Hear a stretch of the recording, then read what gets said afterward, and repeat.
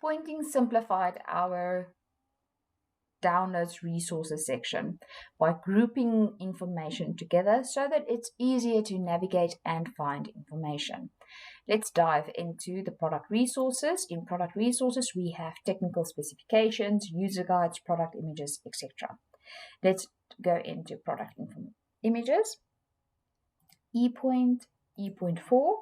You can hover over the line and then you will see a sneak preview of what the file entails that you are currently viewing. Or you can hover and go over the I. If you click on the little download button, you will download this specific file.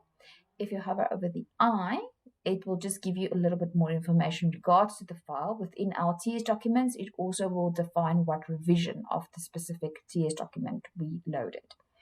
If you want to download all of the ePoint4 images, high resolution images, you will click on the three little dots, download folder.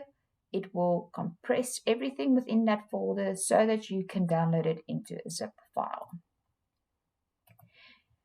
When you want to go and get the TS documents, you can use the breadcrumb and then you can go through to the TS document and ePoint series. Once again, you can hover over the item and it will display a small snippet of what the file entails. And as I mentioned, there we have the ePoint1 version 1 revision 6.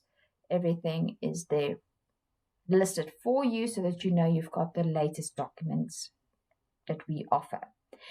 If you are a little bit skeptical, then you can always, before you start navigating, press the refresh button just to ensure that the latest content is displayed to you. As soon as the tree displays again, then you know you've got a refreshed